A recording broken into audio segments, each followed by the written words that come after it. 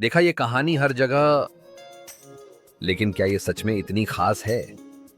चलो पता लगाते हैं।